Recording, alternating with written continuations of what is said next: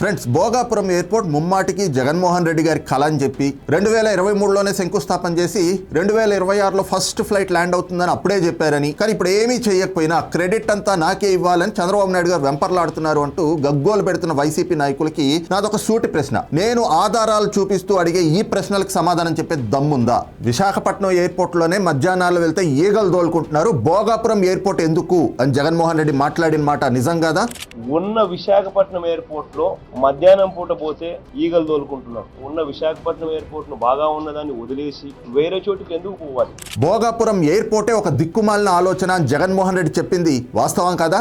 15,000 ఎకరాల ఎయిర్పోర్ట్ పేరిట అక్వైర్ చేయాలి అని చెప్పి దిక్కుమాలిన ఆలోచన చేయడం. అప్పటి చంద్రబాబు గారి ప్రభుత్వం రైతుల్ని మోసం చేసి భూములు దోచేస్తోందని తమ పార్టీ నాయకులతో ప్రచారం చేయించి కోర్టులో కేసులేసి మరీ భోగాపురం ఎయిర్పోర్ట్ అడ్డుకోవడానికి కుట్రలు చేసింది నిజం కాదా? గట్టిగా పోరాడదాం, గట్టిగా నిలబడదాం. ఇంకొకటి కూడా చెప్తా ఉన్నా, కోర్టుకు కూడా పోదాం, కోర్టులో కేసులు వేసినా కూడా గట్టిగా దీన్ని ఆపే కార్యక్రమం చేద్దాం.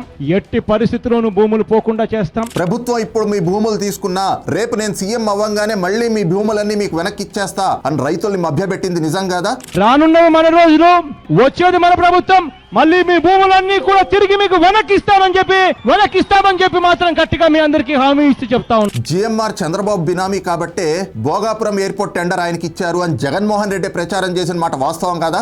చంద్రబాబు నాయుడు గారికి లంచాలు రావని ఇదే పెద్ద మనిషి చంద్రబాబు నాయుడు గారు ఆ టెండర్ను రద్దు చేసిన పరిస్థితి మనం అంతా కూడా చూస్తా ఉన్నాం.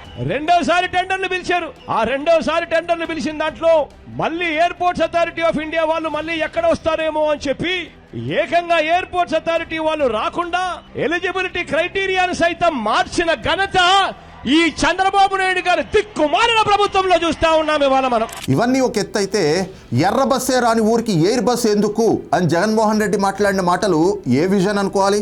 ఎర్ర బస్సు కూడా రాని ఈ గ్రామానికి ఎయిర్పోర్ట్ ఎందుకు సార్? ఇప్పుడు చెప్పండి, చంద్రబాబు గారు కూటమి ప్రభుత్వం క్రెడిట్ చోరీ చేయాలని చూస్తుందా, లేదంటే ఎవరో కన్న బిడ్డకి నేనే తండ్రిని అని చెప్పుకోవాలని జగన్మోహన్ రెడ్డి ఆరాటపడుతున్నారా?